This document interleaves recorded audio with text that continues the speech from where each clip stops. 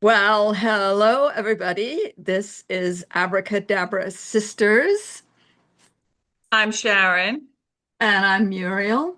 And we are here, just the two of us again. It's been a while. We've had a few guests. We've been watching you watching, and we're really excited. I'm wearing sparkles because we passed 100 watchers on our first video this past week. So we're pretty A excited. hundred views.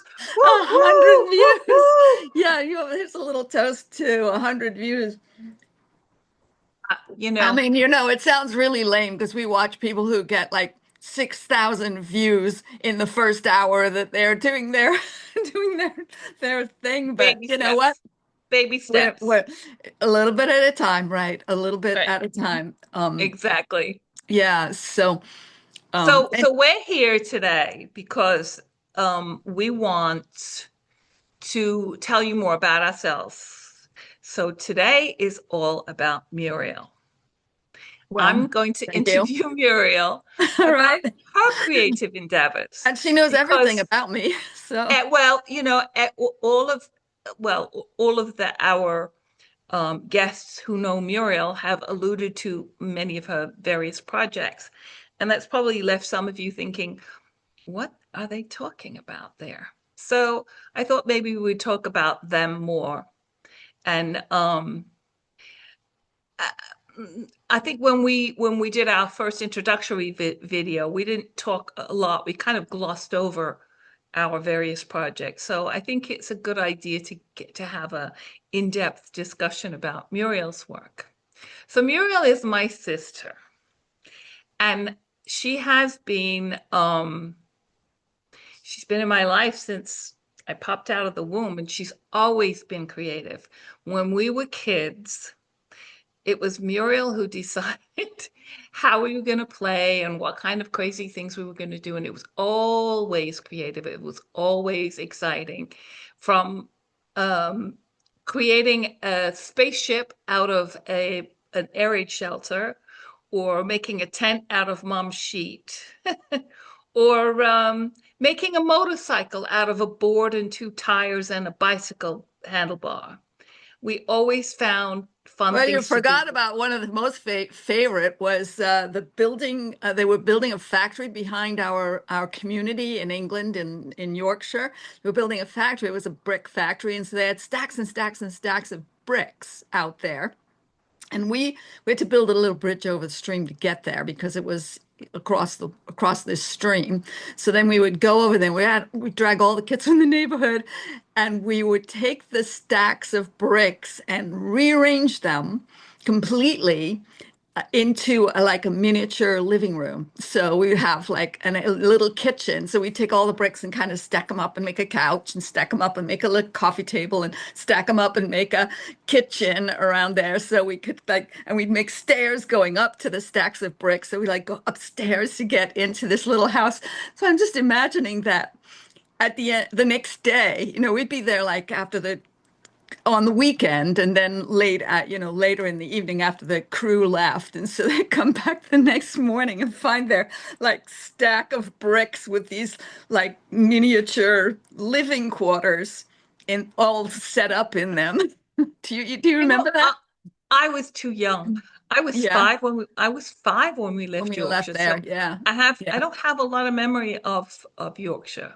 What I do remember was when we were in Bromley, yeah. and I remember that we had we had a wardrobe, and I don't know how we ended up with a mattress, and we had that crank electric shock thing that dad made Right. us. Yeah. Our father's an electrical engineer, and he made us the toys that engineers make their kids can be pretty weird. Morse code. I built a Morse code when I was a Right. kid. He Yeah. he made us a little machine. It was like a motor A screwed onto wine. a You board with cranked a it. little wind-up hand and two Cranked it. wires, and you hold the wires and you crank away and you give it, and it gives you an And you get electric an shock. electric shock.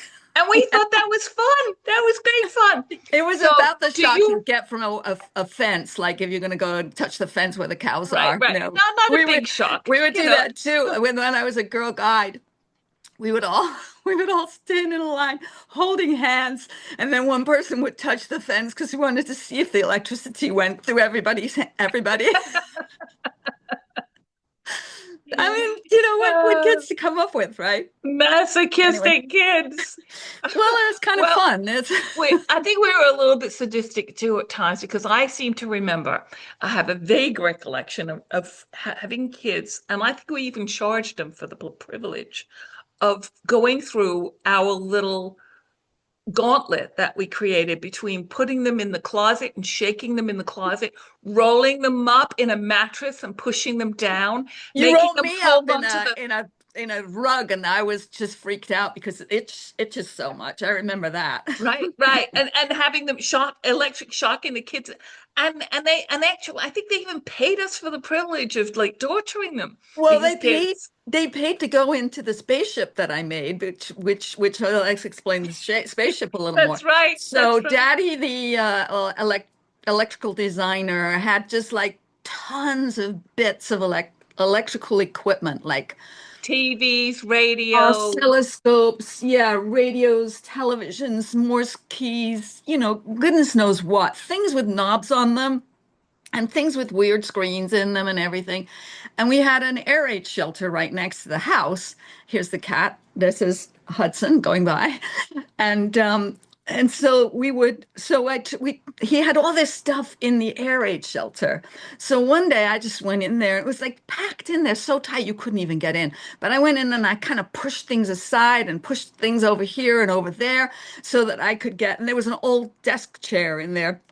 So I took the desk chair and put it over on his back. So it was like you had to lie down on your back and your knees were up over it in there. And I arranged the like equipment around it so that you could lie down and then pretend you were in a spaceship about to take off, and you could turn all the knobs and you could do the levers and nothing was lit up because it wasn't electrified at all. But, that's it was okay. We just, had it imagination. was It was lit up in fun. our brains. So I was charging a threepenny bit, which is three I, pennies. A I threepenny bit remember for people to I go in there remember and we yeah. used to like draw straws on like who would get to be the aliens I because forgot about that. I don't remember yes, that. because you didn't get to go in the spaceship, you had to be the alien. So I would I remember there was a I don't know if was it a compost heap behind the shed? You could climb up onto the shed from the back. There was a gooseberry bush, and next to it was a big pile of something. And I used to climb I up on that, remember. Yeah. climb up on, I used to climb up on the roof of the shed if I was Yeah. the alien, because you got to like the minute that the intrepid space travelers come out of the You spaceship, you gotta got to scare jump them, right? on them. So, so I climb up on the shed to jump on them as they came out. And Oh I my mean, God. we had ray guns. They were sticks, Yeah. creatively bent in a Yeah. certain broken whatever. Yeah. So Yeah. we found ways to make fun out of what little we had. Yeah. And I mean, we had great parents for that too. They were just willing to let us be crazy and do crazy things, And I roam just the streets wild. yeah, and well, we could do that in those days. You Yes. just, like, I walk out the door. I was 2 years older than you, 2.5, 4.5 years older than Mandy, and I walk out the door and I try to sneak out, and Mommy would yell from the back somewhere, "If you're going to the park, take your sisters with you." And I'd be, "Oh no, no, I have to take those little kids with me." But anyway, we would end up out there, and we go paddling in the stream, and I remember bringing back a a bucket with frog spawn because I wanted to see how the frog spawn, what happened to it, How did it turn into a frog? And our mother, we lived in a typical English council house. Downstairs was just your like parlor, living room. It was like a parlor, kitchen. There wasn't a lot of room in there, and then three bedrooms upstairs or something, and one bathroom on the second floor, and the kitchen sink. So there was a All women sink in one bathroom. and yeah, so there's a sink in the bathroom upstairs and a sink in the kitchen, and our mother dedicated the sink upstairs to let us dedicate that sink to the frogs so they could we could watch them grow. Why we didn't just keep them in the bucket, I don't know, but they were in the sink. She let us put them in the sink and they stayed in the sink until they turned into frogs. What happened then? Did they jump out into the house? I don't remember what we did. If we like put them back in the stream or what happened, but I Listen, just I just remember do being you remember impressed. when there was a bird's nest? There was these little brick holes in the bomb shelter, in the area Yes. shelter, and there Yes. was a bird's built a nest in there, and one of the baby birds had fallen out. So mommy Yes. put the bird back in, and then she took a mattress and Right. put it underneath it so that if the bird fell out again, it wouldn't get hurt. That Right. was Right. mommy. You know, Yeah. she was down for it, the nature stuff. She loved Right. it. Yeah. Yeah. Yeah. Well, we had some fun. It was but we were there was a lot of creativity going on back then there. Right. Yeah. Yeah. And while we were growing up, we were exposed to a lot of artwork. I mean, Daddy was painting, always painting. Yeah. Um, And uh, taking um, photographs. yes, Yeah. when he was into photography, we were all into photography. We all Yeah. got cameras, we all got to trips around and take pictures. One of the bathrooms, I think at that time we had two bathrooms because one bathroom I know was dedicated to being a dark room. Oh, really? Was that So where it was, was that? I remember him showing us He did how have a to dark room. develop. Must have been Yes, somewhere. What? I can't remember the layout of that house I that think it was well, but Linda Place in Linda Huntington. Place. Oh, yes. Oh, that makes sense. Yeah, it would be here. Yeah, it would have been here in the States. Yeah, Right. Because we yeah. didn't have room in England for that. Although he was taking pictures in England and he was maybe in the kitchen, he was doing the dark room thing after dark, after at nighttime And when so we was were. mommy too, because some of those baby pictures we have of us when we were little, even the ones in Yorkshire, mommy took with a brownie box camera. Really? Wow. Yes. That one of me, like there's one where I'm next to my girlfriend. I don't remember who she was at the time. My little friend, she's eating a piece of bread and jam, and I'm Yeah, looking at that's a her great so picture. longingly. Mommy took that with the Oh, brownie I didn't box know camera. that. Oh, we have Yeah, to dig that. One day we'll have to dig that picture up so we can show people. right, I'm not going to start right. Let's scrolling not now show them. because you Let's know how not show long them that takes. droopy drawers, though. Oh, right. Right. Well, that's right. Your pants were hanging out under the bottom of that Well, that's dress. because mommy would buy one size underwear for all of us, That and would I was last such a until we were skinny, tiny little 25, thing right? that they were always falling down. Yeah. So the pictures of me as a little girl, I've got this little dress on, and you can see my underwear hanging out underneath the dress because I couldn't hold them up. Do people need to know this? It's funny. It's funny. Who cares? I mean, this is what life's all about, Yeah, right? I guess. Yeah, I guess. I'm not ashamed of it. It's just very I'm not silly. the one who put me It's funny, in too big underwear. That was right? mommy's fault. Right. Right, right, right. All right, well, where do we go now? I think for now we go to you as an artist in high school. And I'm going to say something here because I always looked up to you as an Sharing. artist. I thought that you were so talented, and you had a friend in high school who I felt was continually undermining your self-esteem. Talking about Guy. Yes. We won't say any Yes. more about who Guy is, but But but yeah, but I felt that he wasn't as encouraging as he could have been. That's the I'd gentlest way say I can say it. between him, I seem to have an attraction to, or that back then, I had attraction to people who would stomp on my stomp on my parade. I had a terrible experience in junior high school with the teacher where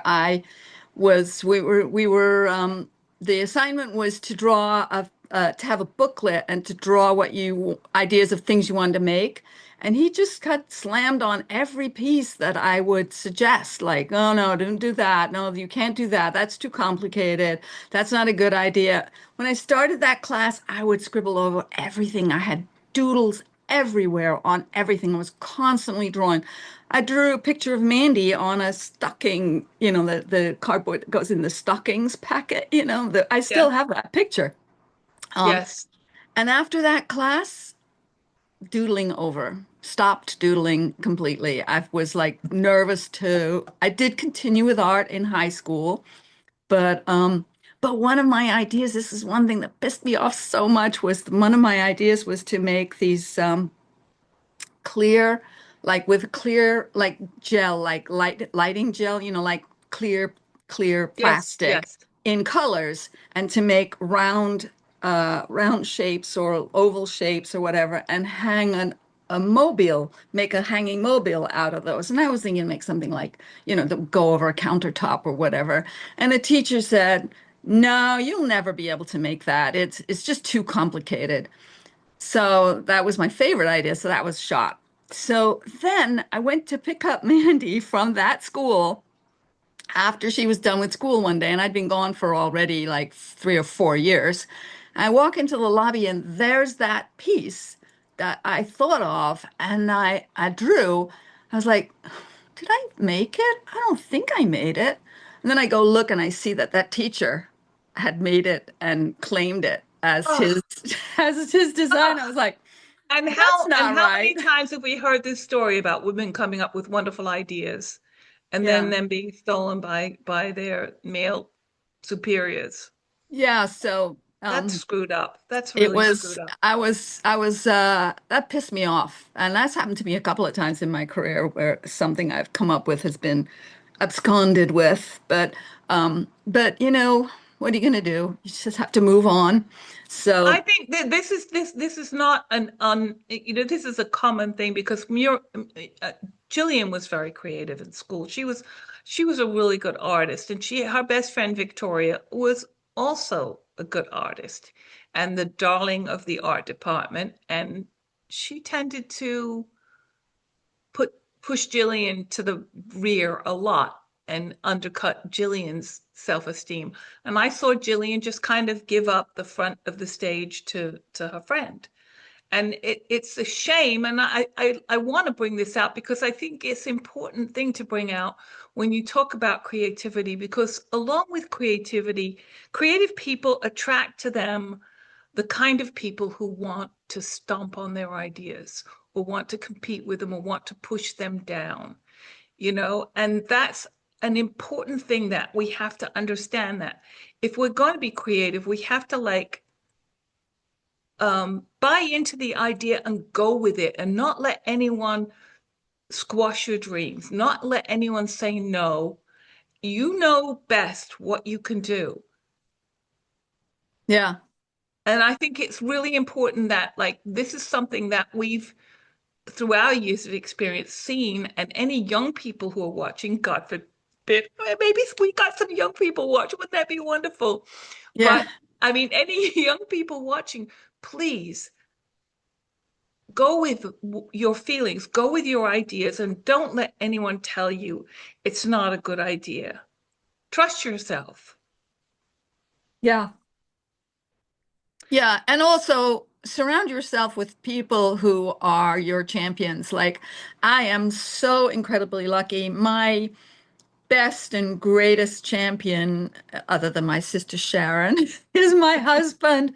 Oh my God, he's so great. He's just all in on any idea that I come up with, pretty much. He's all in on it. He very rarely has a critical um, statement to make about any of it. So, he might I say, tease him. I tell him he's a patron of the arts. yes, he is. He's my producer. He's my executive producer. Yeah. Exactly. Yeah, but I mean, once I made a flag. One of my flags was knitted. Our mom knitted it for me. It's a Irish American flag, knitted in the Iran sweater style, and it's a beautiful kind of knitting and everything. But as a flag, it was like a little like, it's kind of like that's a little sort of ungainly or like crochet, old grandma crochet kind of style, and he was like, I don't know if that's the best flag. I said, what are you going to do? Somebody somebody might like it, whatever. And one of his friends, an architect, looked at it and she said, "Oh, Muriel, that's an ugly flag." I was like, to each his own. Yep. My favorite phrase of that is a Latin phrase, which is de gustibus non disputandum est. There's no discussing in matters of taste, right? So, but anyway, so that was one of the first flags to sell. So Ha ha! who knows? Who That's knows? great. One man's meat and another is another man's poison, right? Who knows? Yeah, who knows? So I made that flag, or our mom knitted another one version of that flag, a lot more simple of a pattern. But anyway, nonetheless, we went at it again. So I still have it That's in the collection. great. But Well, so we're not going to get into the flags right now. okay. We're going to move forward kind of chronologically, and we're going to move into the Muriel as a theatrical costume designer. That's something that goes right back to our first days in the United States. When we first came here, we didn't know anybody as a family. We're a young family. And our parents found, I don't even know how they got into TTG. Do you know? We joined Idea. a local theater group, um, and my parents made friends and we made friends. We got involved in community theater.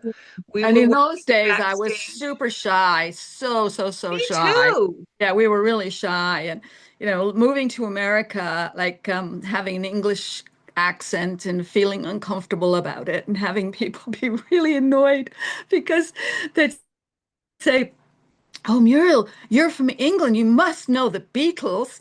Don't you know the Princess?" I was like, no, I don't know any of those people. Oh, you must know Twiggy. Then you must have known Twiggy. I'm like, no, I didn't know Twiggy. They're like, but England is so small. It's like we had to know everybody because England is so Right. small. Exactly. I I was had like, somebody say to no. me, "Oh, you're from England? Say something in English."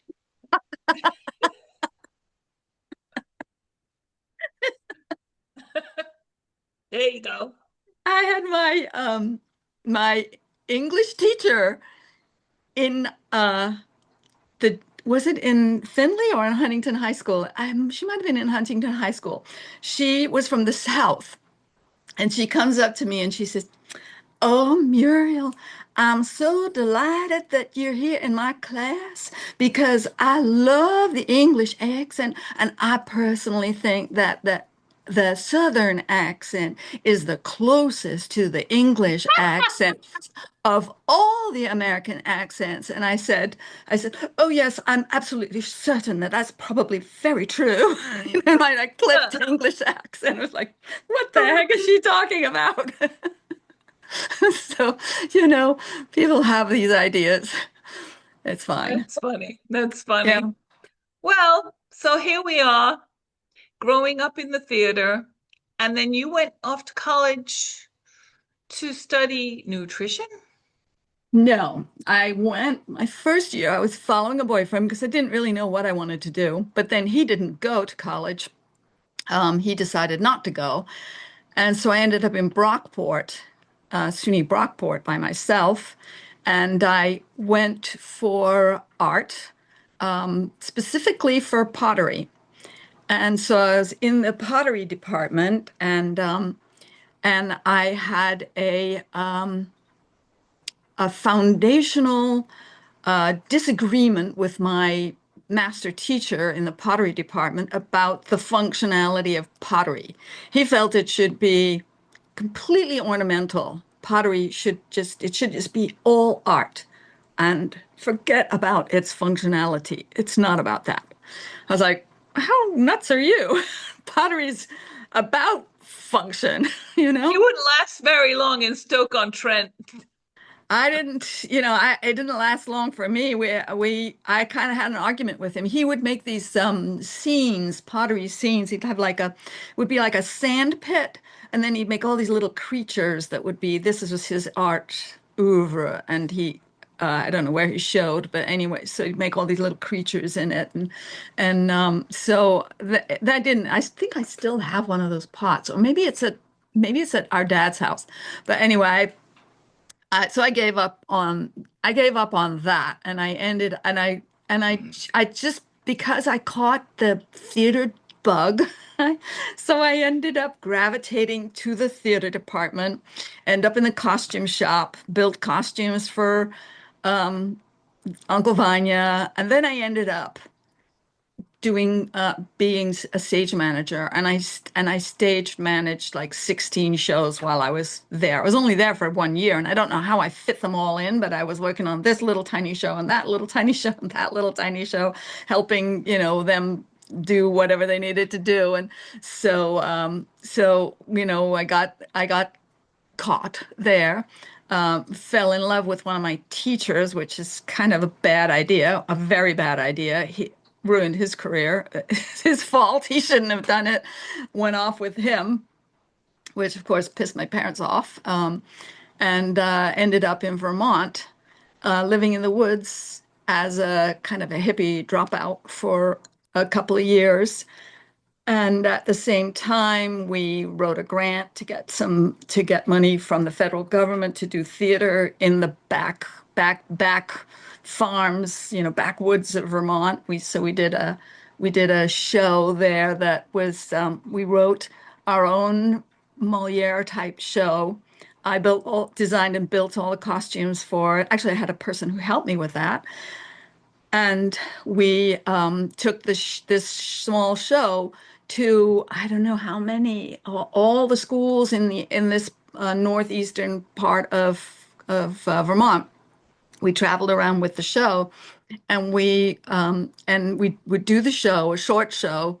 It was like a half an hour, and then we would do acting exercises with the little kids. So they were like, little. It was in junior high school. So junior, no, it was in grade school. So then we'd do these acting exercises, and a couple of things stood out for me that I'll never forget. One was a kid came out after the show, came out to me and he said, "That was the best show I've ever seen." I was like, "Thank you, thank you." And I'm thinking, he's never seen a show ever before in his life, but I'm sure of it. This is Vermont. There's no shows here. There was no shows there at all. So unless you were on the other side and you could see bread and puppet theater. But and then the other thing that really struck me was we were, of course, these are farm kids. So we would have an exercise. One of the exercises was to be an animal.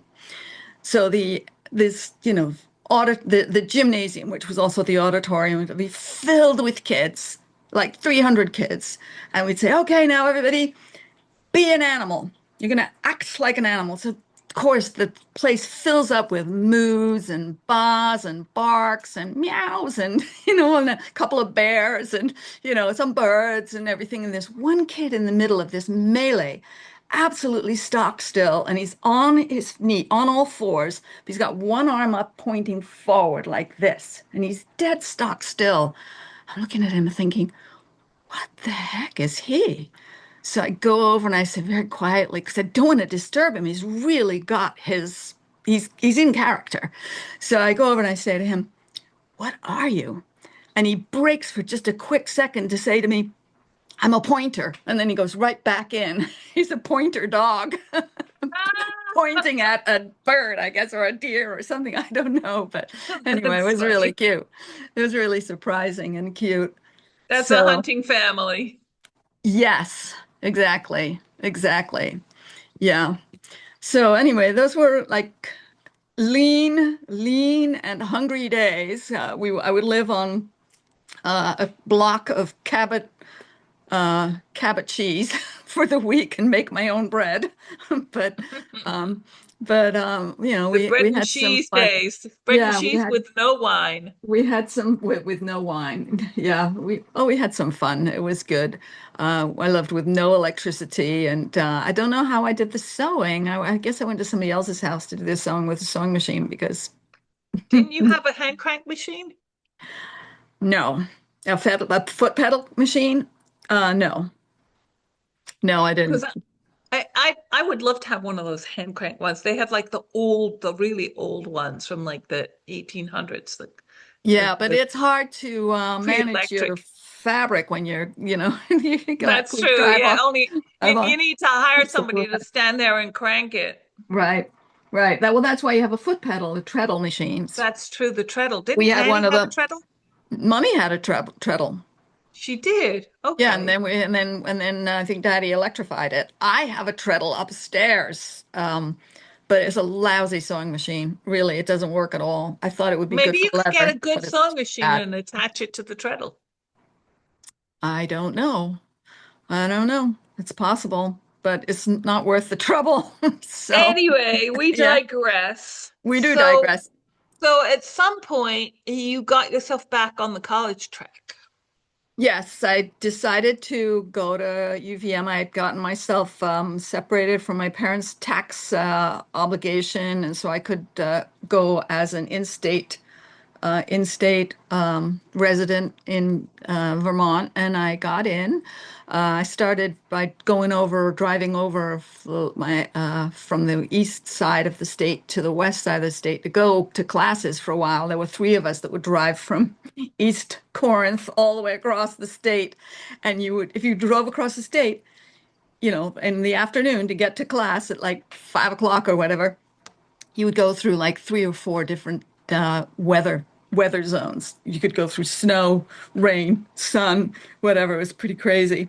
But we would do that, and then I matriculated and started my second year of college. And I didn't. I took a I signed up for a Bachelor of Science in Nutrition because my thinking was I'm going to a school that is known for its agricultural and its medical departments. Those are the strongest, some of the strongest departments of this particular school. So I should get something in those areas so that it's really like a value.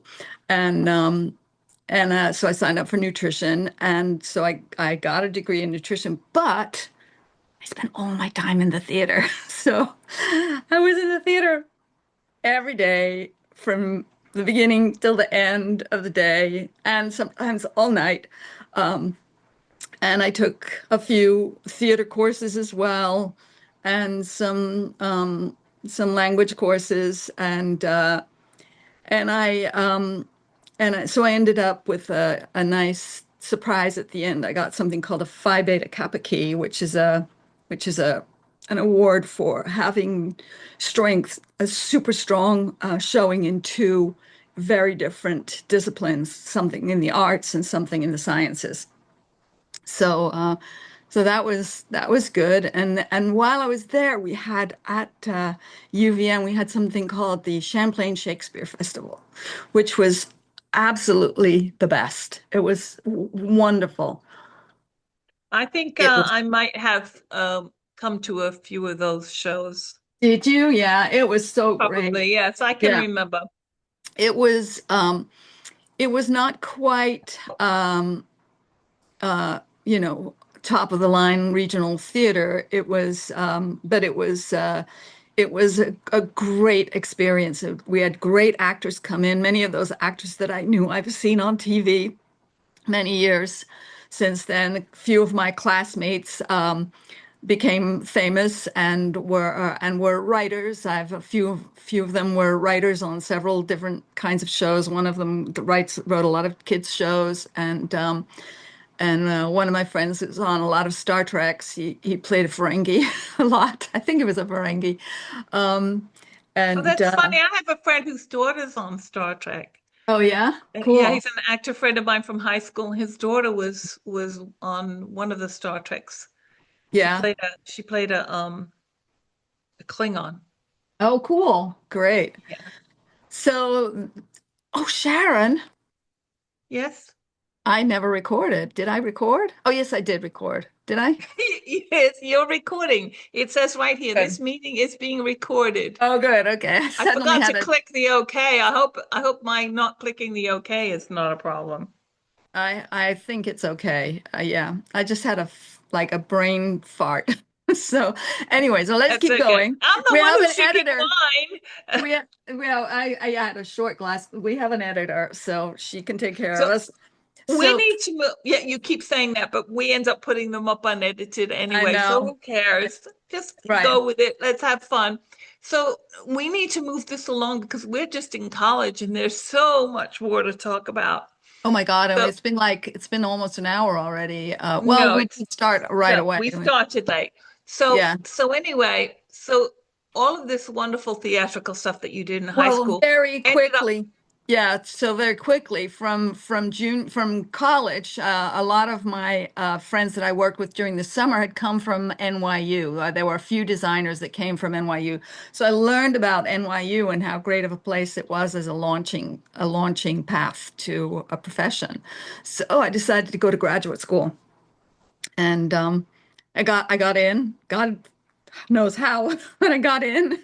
I I got a position that gave me sort of work study payment, um, and I remember when you came down to NYU because I was in my first marriage at that time, and you had that god awful apartment on that you found first on yes, first at 10th yes. Avenue, 10th Street, and Well, First Avenue, we 10th Street. didn't have much of a budget to work with. But Sharon, that apartment was $150 a month. That was such a fantastic, and it was walking distance to the school, which was on 7th Street and Fourth Avenue. So it was great. It was Yeah, great. It was little. once once Sam built the Yeah. platforms in there, so the Yeah. lofts, so you had a little bit more room. The And nice thing about the old apartments in New York is that they have high ceilings, so you have an yeah. opportunity to maximize the vertical space. Yeah. So we put a loft in one room and we had two rooms and a kitchen. Really, that was three rooms. Oh my God, three rooms for $150. That's amazing. So anyway, so we were there. I was there for 3 years at NYU. Um, got rid of the boyfriend, and Quickly, we still dispatched him. still went to Champlain Shakespeare Festival for a couple of years at that point, and then and got a job with my friend Polly, who was one of the designers that I met there, Polly Smith, who's a BAFTA winning, fabulous designer. I should ask her to do an interview with us. She's great. And she designed all the Muppet movies and everything. So I got a job at the Muppets and worked there for 21 years on and off, always as a freelance worker, for specific projects. And then in the meantime, I would design shows. So I designed all kinds of shows with amazing people, famous people, lots and lots of famous, wonderful people. Colleen Dewhurst was one, Lynette McKee, uh, Sam Waterston on Law and Order, worked with him, with loads of people. I can't even think of them all. Worked on television shows Did as you an work with Jane assistant. Seymour as well? Um, hmm, Seem to remember you no, working with Jane Seymour. no, it wasn't her. Oh, It was, wrong actress. yeah, yeah, worked with a few of those famous actresses. Yeah, like, oh, Kathleen, what's her name that was in that movie where she like slid down the hill trying to Kathleen get Turner. right. I worked with her. A lot of great people, really great people. And soap operas, I did some assistant stinting, like second assistant, because I just never wanted to really be there. But if a friend was desperate and needed some help for a few days, I'd go in it, run and shop or, you know, So you preferred to whatever. like make the costumes and then be done with it. You didn't want to get involved in the the day-to-day stuff. I didn't want to, yeah, I would do the shopping and, stuff like that. But I did a lot of, I got to do some operas and I hated doing the advertising stuff. That was just a nightmare. And but I did opera and theater, and I did one show at the public. That was a blessing, and I wish I had had the opportunity to do more. Um, I did Edward Albee's show, Three Tall Women. I did like 9 productions of that all through the country. So that was really, really fun to take the same show into different places with different actresses and really get familiar with that brilliant, brilliant show. Um, let's see, what else? So, um, but it was hard work. I did a lot of work with the Vineyard Theater for 12 years maybe. I was like, one of their principal designers, and then all of a sudden I wasn't, and I don't know what happens there. You're going, going, going. From what I see, because Greg does, my husband, Greg does a lot of freelance stuff with um um graphic design and photography, and it's if they change just one person, like a in the somebody changes jobs, and all of a sudden you're no longer You the don't darling exist of anymore. Yeah, you're not the darling of the people making the decisions. It has yeah, nothing to do with your qualities. They just have their own friends that they want, yeah. and I, that's an unfortunate I think that's thing what happens. Yeah, that happens with that kind of work. So yeah. let's fast forward to September 11th. Yeah, well, it's okay. So at the turn of the last millennium, um, there was before that, like in 1990, late 90s, I started to feel uncomfortable as an immigrant and a green card holder. And probably everybody's thinking, oh, I get it. I understand that. I started to feel uncomfortable then, but there wasn't really a overwhelming cultural um, swing or flare up of like what's going on now then. But I Yeah, but just the had roots of it go back to then. The I roots of had it a go back funny to that. feeling. Yeah, I Yeah. mean, Newt Gingrich, I think, that Newt kind of. Gingrich, George Bush.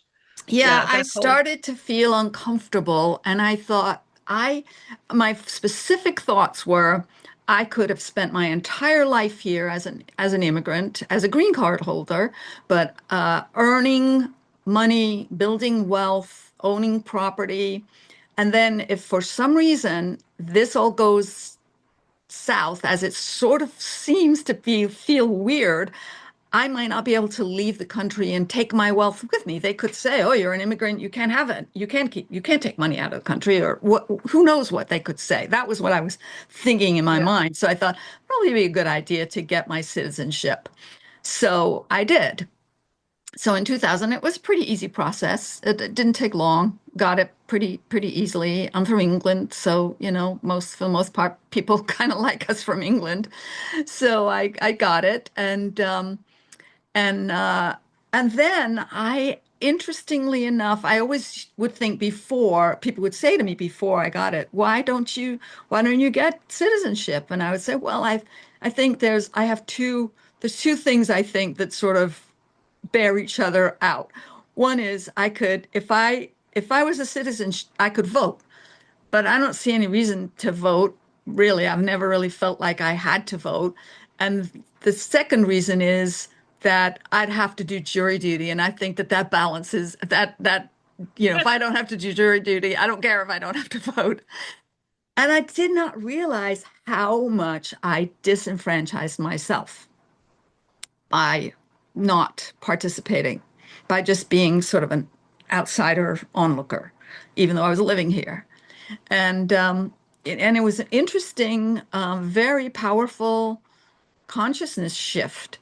And so the first time I got to vote was for Al Gore, and I was so excited to vote for him. And then his election was stolen.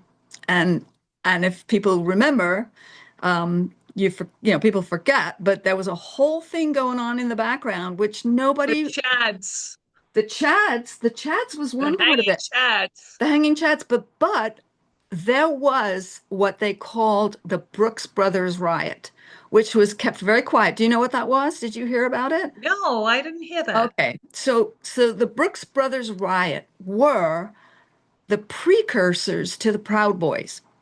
They were a bunch of guys who were rounded up by Roger Stone to show up at the place where they were counting those hanging chads. And they showed up there and they locked the doors. They would not let the counters in to complete the count. And meanwhile, then they sent the whole thing to the Supreme Court. And in the background, these guys were not allowing the electioneers people to go in and do their job. And they were called the Brooks Brothers guys because they would wear khaki pants and a Brooks Brothers jacket and a tie.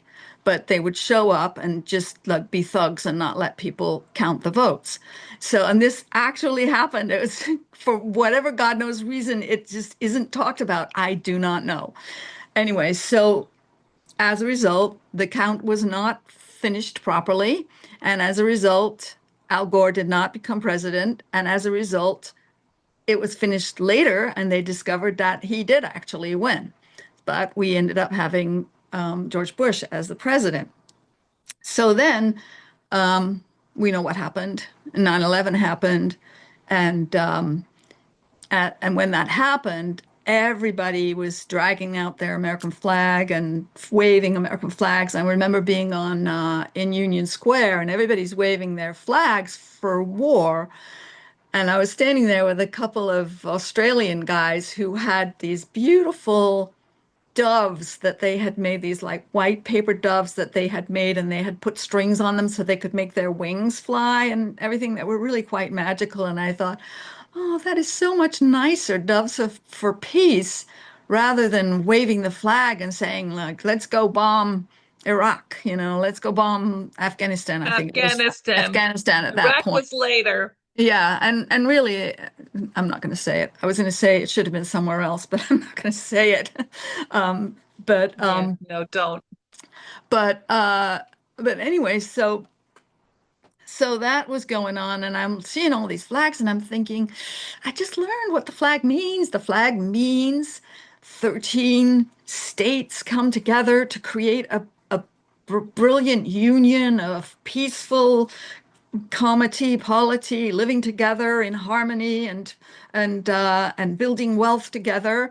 And then six countries that have come to this new country to, to create a new beautiful country. That's what the flag means. It means if you read all what it says on the United States website about what the flag means, it doesn't mean it's there for war, even though the national anthem has that line that says and bombs bursting in air and the flag was still there. That's about the 1812, what was it, 1812, when the British bombed the White House or something like that. But I'm sorry, we apologize for doing that back then. But Yes, anyway. we definitely apologize. Right, but anyway, I kept thinking for a while, that was in 2000, right? 2000 happened. So then for like 2 years or so, it sort of was mulling in my brain. And then we started a new mission to create a war in Iraq, which I personally was completely against from the beginning to the end throughout the whole thing and had many intense arguments with my friends who were going on See, about that's how the problem important it with was. becoming a citizen and voting. You all of a sudden start to care.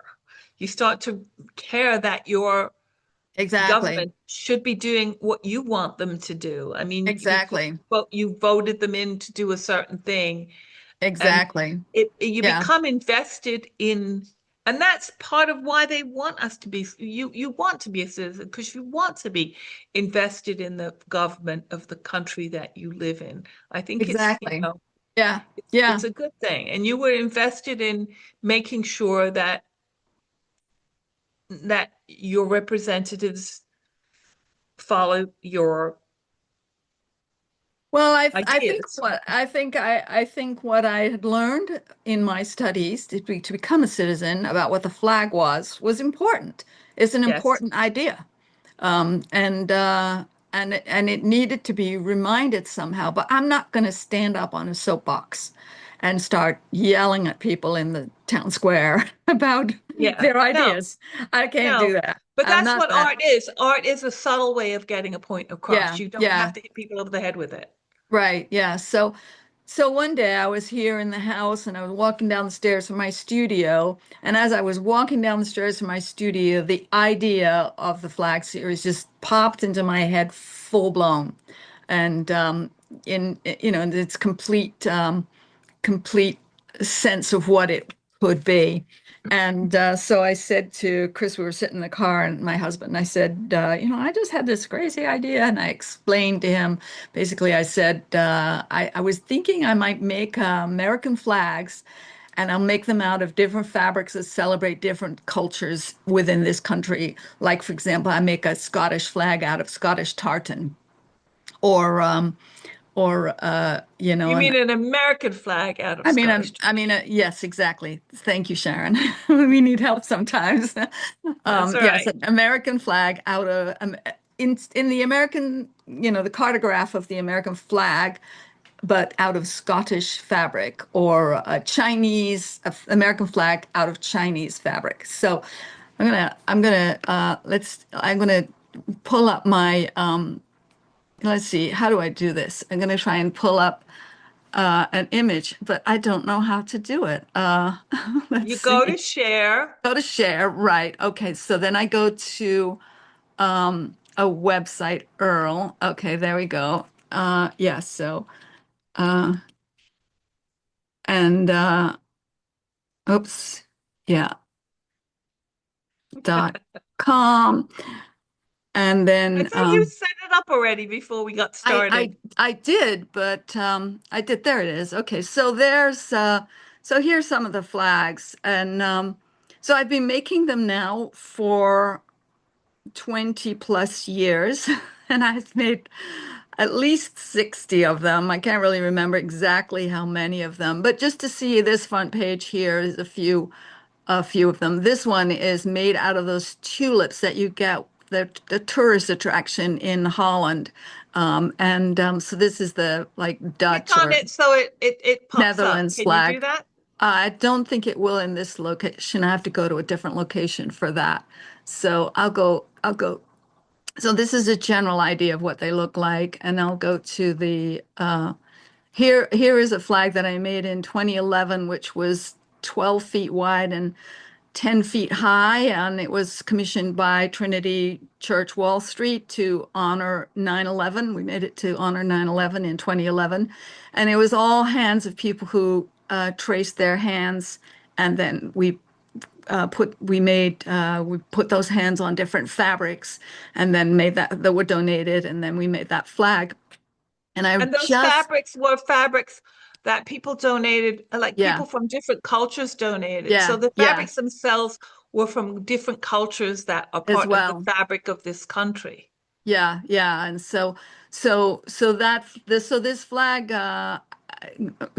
Trinity has lost it somehow. I don't know where it is. We don't know where it is. I wanted to show it this year in honor of 250 years of the United States, Union. And but they couldn't find it.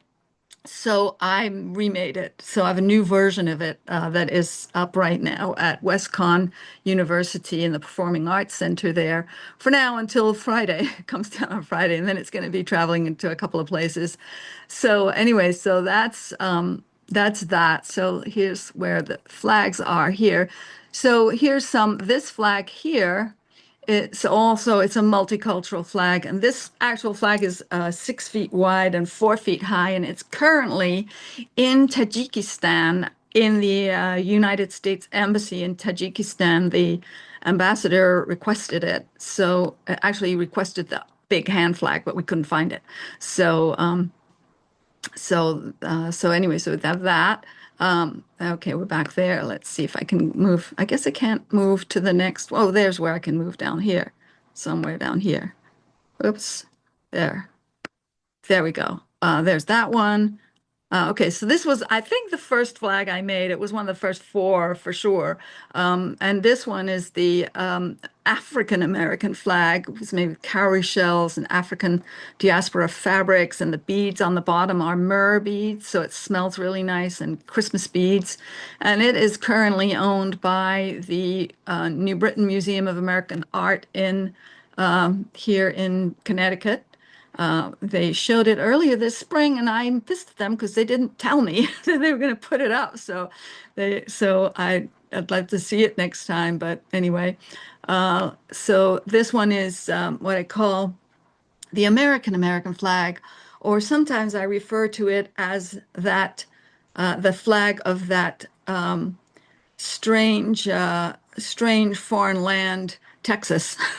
That strange one-star land, Texas, because they have their own like culture, and it's denim, bandana fabric, t-shirt fabric, and chamois with rhinestones.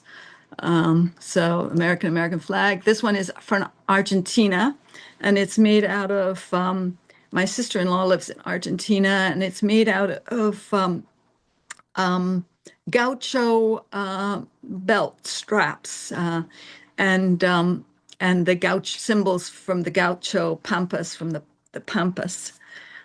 Each piece of fabric has its own kind of stories, and I learned so much about different cultures through all these flags. Discover What are things. these little they look like little pendants, kind of like little charms. All these charms, yeah, they are charms, but they're all symbolic of the like this is a symbol of the pampas, which is the grasses. This is a symbol of the pampas. This is a bolladeras, which is a rope with two balls on the end of it that they fling at the sheep or the cows to stop them, and it will wrap around the animal's legs and bind them up quickly so they stumble over and then they can catch them. Oh, that There's sounds a cruel. it is cruel. It's horse country. It's like it's a big Yeah. farm country. Here's beef country too. Horses had let's see what else. This is all more symbols of the pampas, the weaving of the pampas. I think these are all horse heads here. Symbols of the like what is a horse brass? You know, there's the horse brass is the horse brass that goes on the side of their head that sort of holds the reins around their face. Um, Hmm. so those are all symbols. And interestingly enough, this belt thing, this strap, it's a long strap. And they showed me how, they have those gaucho pants. They're like these big flared gaucho pants. Well, they're not actually pants. It's their blanket. It's a blanket with a hole over the neck, so they can toss it on them, and it's like a big poncho, a big wool poncho. But they fold it in such a way that then they pull it up through their crotch and then wrap it around their waist either side, so the open part of the blanket goes down the outside of their legs, and then they tie it around their waist with a strap. So it looks like pants, but it's actually the blanket. And Wow, that's yeah, cool. it's really cool. I learned a lot of cool stuff from this. This is Austria. Our sister Mandy brought back the cowbells at the bottom here. And then there's the Edelweiss ribbon here, all this Edelweiss ribbon. So let's see, the next one is from Bali, made out of fabric, which is warp dyed. So the fabric is very traditional. Around the world, many different places do warp dyed fabrics. Uzbekistan, Bali, there's an Indian version of it. I think there's even a Western, like South American, Middle American versions of this kind of dyeing. What happens is they put the warp on the what do you call that thing that weaves the like weaving loom? The Loom. loom, the loom. they put the warp on the loom and then they dye it or they paint it so it gets the pattern in. And then they toss the weft across it. And as the weft goes in, the painted pattern shifts a little bit. You can see how it's shifting around. So that's a tradition there. This one is from my husband who works for the he's an architect and he's done a lot of embassy work around the world. So he was in Thailand. No, was this Thailand? Yeah, I think this is, no, this is Cambodian. So he was in Cambodia and he collected all these I think they call them murtis, these little puja items. They're little gods and goddesses. There's Ganesh, there's elephants, there's Shiva and Parvati, all here. And so I made a little shelf for them all. And there's a turtle that the world is built on. And then these are traditional Cambodian fabrics.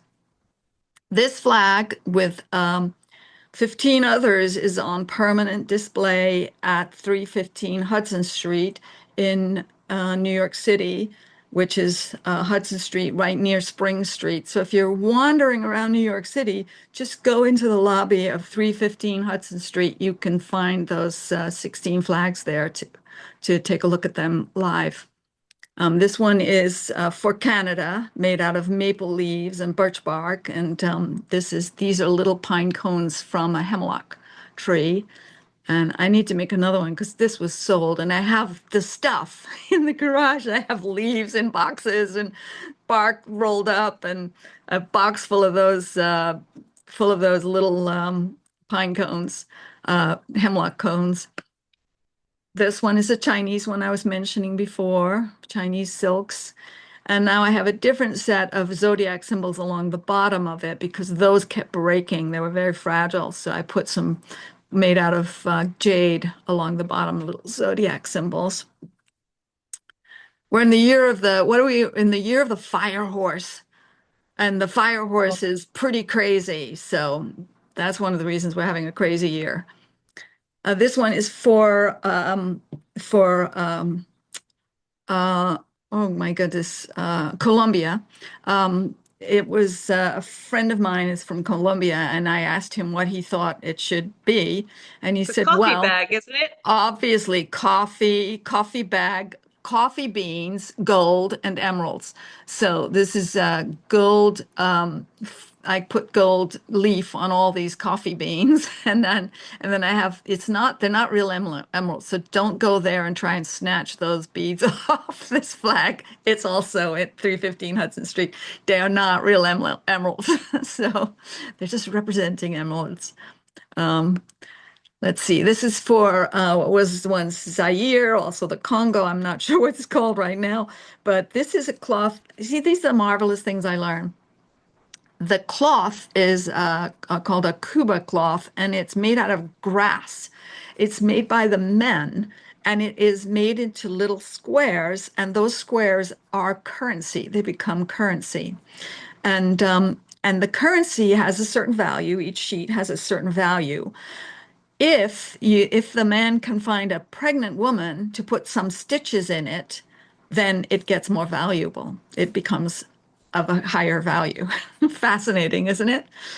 Money is Fascinating, yes. money is such an arbitrary thing, it can be anything. I mean, we're shifting to money that is just digital, it's really not anything. And I mean, we're already there if you're using a credit card and it's just, there's no bills floating around much anymore. Crazy. But so this one is for it's a Danish American flag and it's made in a bent wood. It's kind of hard to see on this one. I've got other photos from the side, but it's bent like the Danish bent wood furniture. And I made two of them, one clear and one in colors, in the traditional colors that they use for that kind of furniture. I have to go quicker, I think. This one is multicultural, out of paper, sold it, don't know where it is. This one our mother embroidered. It's Tudor roses. It's for England.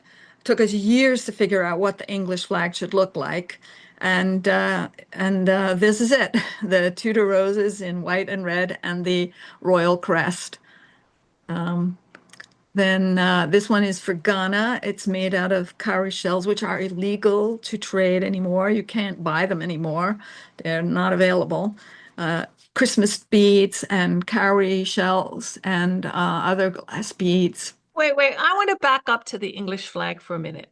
Yeah, Back up a second. yeah. They're not Tudor roses. They're Lancashire, they're Yorkish Yes, and Lancashire they're roses. York and yes, but yes, they're York and The Yorks are Lancashire. the white roses, and the And Lancashire, I think, was the red roses. The right, Tudor rose has both colors in it you're because you're they right because they joined the Yorks and the Lancashires. and ended the Years War. Yes. Yes, yes, Sorry. you're absolutely right. Thank you for correcting me, Sharon. I was completely wrong, and you are completely right. Yes, that is the truth. So there we go. So here is, of course, the uh, Hawaiian flag. And I have to say, I came home with three shirts for this because I had asked my husband if I could have one of his shirts. He has probably 30 Hawaiian shirts. He loves Hawaiian shirts. But he refused to let me have any. And so I went and bought my own. And I brought them home and he said, "Oh, great, you got me some Hawaiian shirts." I said, "No, these are for my flags." And he said, "No, I'm going to take them. I want them for I want them. You can't have them there. I'm going to have them." I said, "I'm sorry. I bought them all in small, so they're never going to fit you anyway." I knew he'd try and take them from me. So that's that. Let's see. Then we have this is Bali, and no, I'm sorry, it's not Bali. It's Java. And this is an interesting one because when we were making the flag for 9/11 in Trinity Church, one second, I had a catch in my throat. We were making that flag at the church. A lady came in and she said, "Oh, I want to help. This looks like so much fun." So she was hanging around helping us make the flag for a few days. And then she came to me and she said, I want to make a flag." I said, "Great, go too. Make one if you want, use some of this fabric if you want to make one." She said, "No, no, no, for my culture. I want to make one for my culture." I said, "That's great. Let's do it." I said, what are we gonna get?" So she said, "Well, I'm just gonna get some fabric." And so she texts her family in Java and tells them what she wants, and they shipped it, and they shipped these wayang characters here. I hope everybody can see the pointer.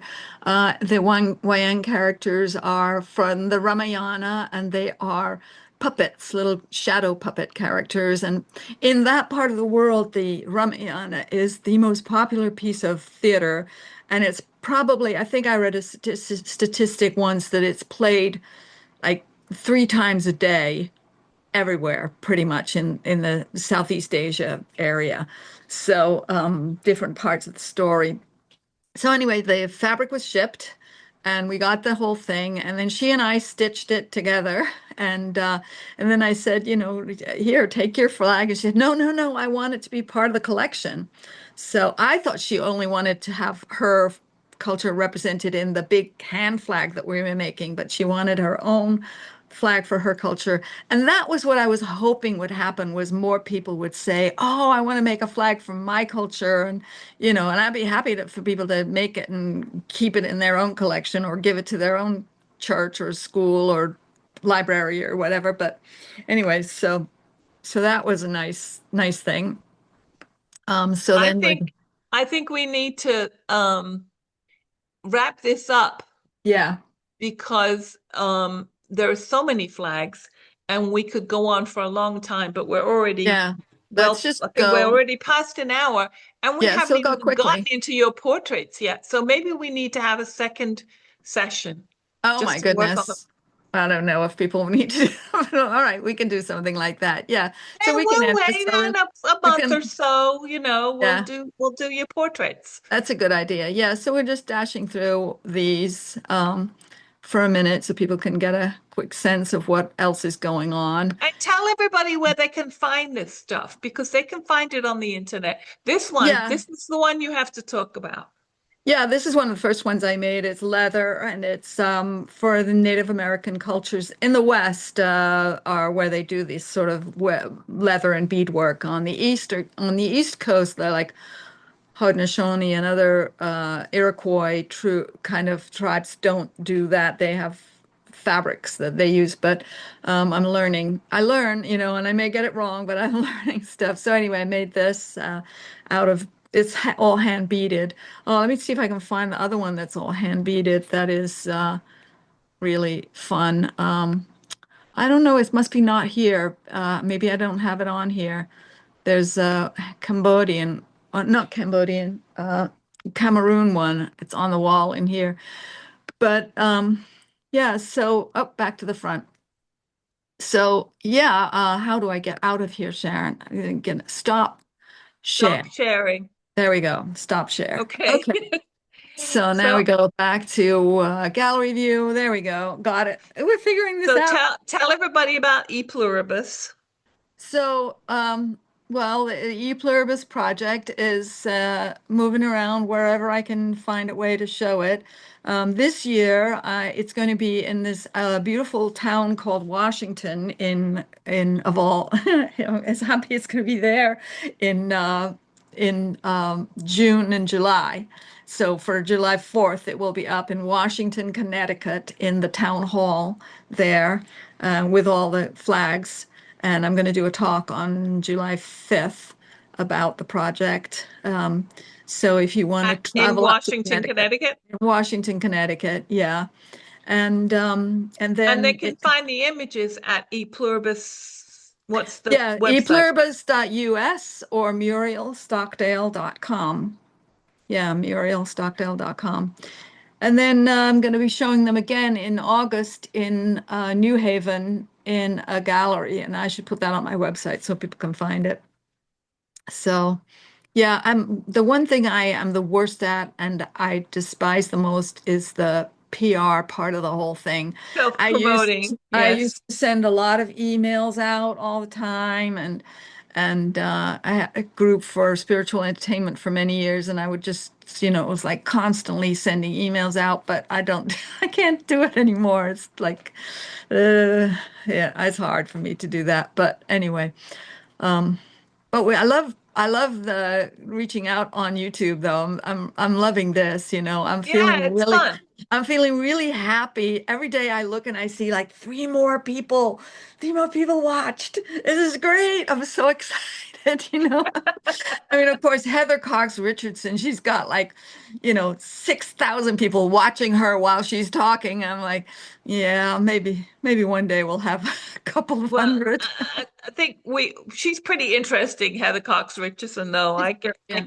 I can understand why she's got thousands of people watching her while she's She's talking. so Every clear. time I listen to her, I feel like I walk away a bit smarter, Yes, yes, we're all at gonna least have a a little bit and more educated. Heather Cox Richardson degree by the time we're done because a Right, special degree. exactly. Yeah, So this she's was great. fun. This was a lot of fun, and we didn't get Yeah, through. I mean, because I think the portraits that you're doing, the painting is very interesting to me because it's something that I've always wanted you to get involved in because I love your fine artwork. But thank you. we'll cover that in the future. We'll All right. move on to that. We don't have to bore everybody with like, well, not anyone. If they're bored, they've shut us out by now.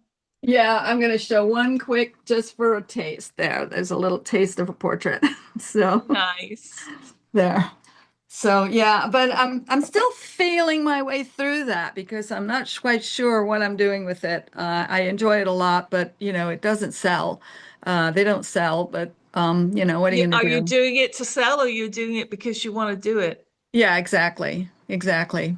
But I'm also Art writing is right now, so art is its own reward. yes, that's what. Well, when we hope it's rewarding, right? Anyway, well. If you made it this far, thank you so much. Yes. Please do all those things, the like So thing, the like, subscribe subscribe. thing, free, Yes. hype. I don't know what hype is. I have no idea. Somebody's going to have to tell me. And what's the other? Share. do understand the share part. So if you could do that, Yes. yeah, that would be really great. And thank you. I'm going to post this. Maybe I'll post this week. Two, Okay. two posts Well, this week. I'm Sharon. And I'm Muriel, and we are Abracadabra sisters, Thank working you. some magic, we hope. Thank you for sharing with us. Thanks, everybody. Bye. Now I have to find there it is. Stop recording. Bye, everybody.